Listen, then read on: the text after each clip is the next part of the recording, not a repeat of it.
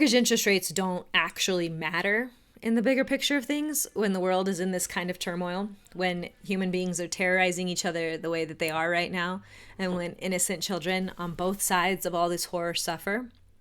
But the truth is that war does move financial markets. So when the markets reopened on Tuesday this week, mortgage bonds rallied.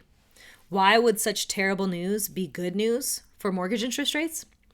Because it comes down to the supply and demand for mortgage bonds. That's what actually drives interest rates. And in times of turmoil or chaos or uncertainty, investors will flock to bonds as a safe haven, which is what they did on Tuesday, and we saw an improvement with the interest rates that we were able to offer. We hoped that improvement would last, but it turned out to be a dead cat bounce. What is a dead cat bounce?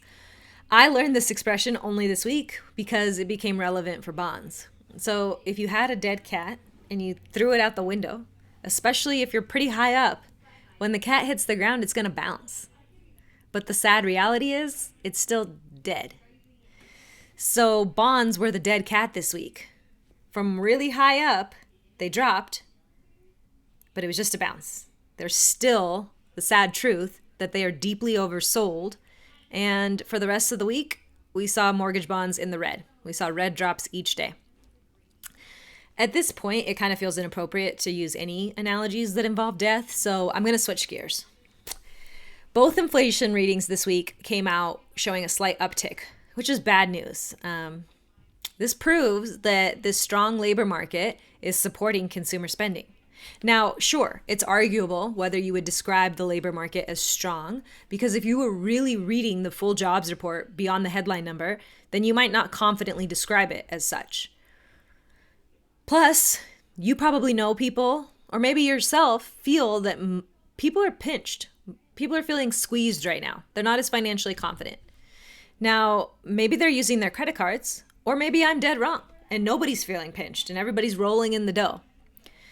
Regardless of whatever theories you and I have, the reality is that the numbers on inflation show that spending is not slowing. And the numbers are the numbers. Charles Schwab's managing director out of the UK said that the question that Americans need to be posing to the Federal Reserve and that citizens across the world should be posing to their central banks needs to shift from how many rate hikes or how high will you go to a simple expectation that rates will be higher for longer. Basically, consumers are going to need to feel a lot more pinched or pinched for longer before their spending habits are going to slow down. And until their spending habits slow down, the suppliers of the goods that are being purchased, they're not going to drop their prices because the demand is still there. So what strategies can you use in the housing market, and how does this all relate back to us this week? I won't be providing a new point of view to any of you when I say that we are in an inventory crisis. Stay with me though. I know you already know that. I learned lots of new things this week, one of which was that millions of homes in the US are vacant. LendingTree did an analysis showing 5.5 million vacant homes, and these homes are not in the middle of BFE.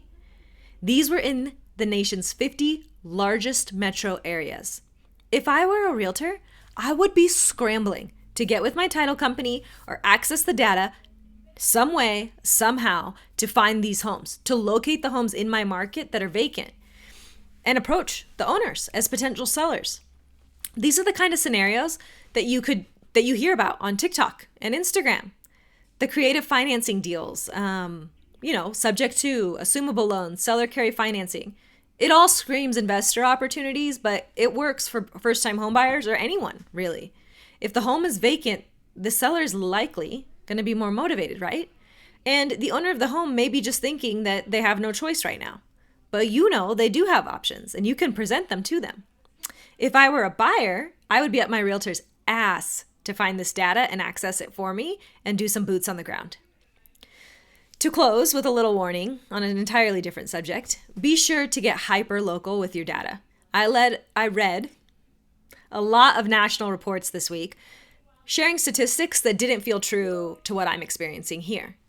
Most of you watching this are here with me in Northern Nevada, and we're not seeing 32% of homes being sold above asking price. But that's the nationwide statistic. So if you're watching this from a different market, I would love to hear what you're seeing. Is it a seller's market? Is it a buyer's market? Is it house by house? Because that's what we're seeing here.